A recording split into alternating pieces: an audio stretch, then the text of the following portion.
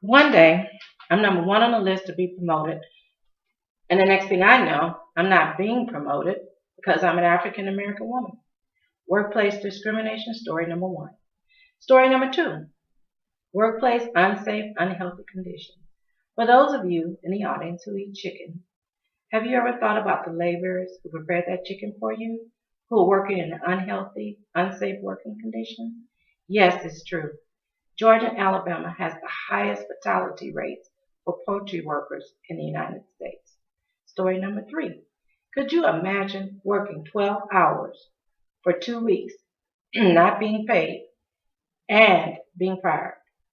Wage theft is on the rise, according to an article written by Anna Kane dated July 13th, titled Workers Protest $40,000 of Unpaid Wages and Overtime. These are just three of millions of stories of injustices that are happening to Americans today. And to make things even worse, according to an article written by Keith Midland and David Miller, dated July 10th, titled Senate Republicans May Allow Rights to Disappear. President Obama has 5 persons nominated to appoint to the National Labor Relations Board. If Congress does not act immediately, the board will be abolished.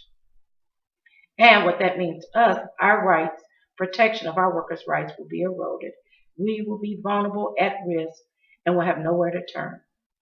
If this happens, then you may be the next person telling your story about the injustice you have experienced. Hi, my name is Laverne, and I want to thank you for joining me today to hear about workers' rights, an issue that impacts our economic livelihood. First, I want to talk to you about the rights that are in jeopardy with some information about right to work laws, right to work state laws, and then the need for protection of our workers' rights. And last, what action you can take.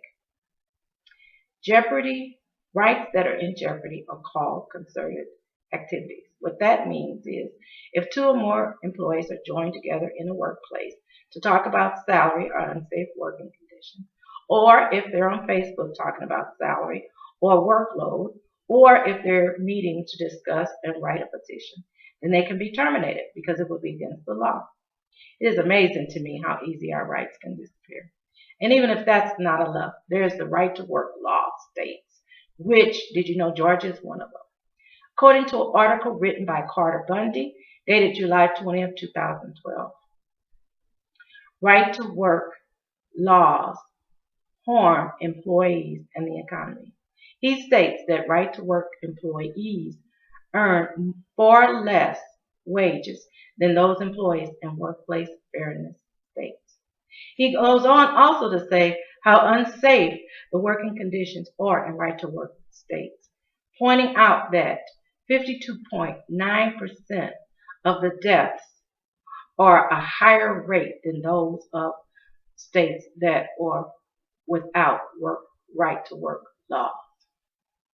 And then, did you know, if the National Labor Relations Board is abolished, then what that means is that there will be no entity to reinforce the National Labor Relations Act of 1935, which protects our rights.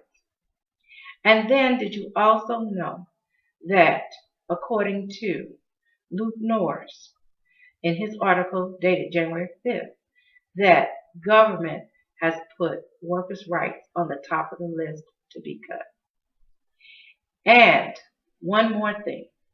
Did you know that in Georgia, as a right to work state, employment says employment is as will, which means that employment without a written contract, an employer can terminate an employee with no cause, good cause, or bad cause, as long as it's not illegal. And that's according to Secretary of State Brian Kemp.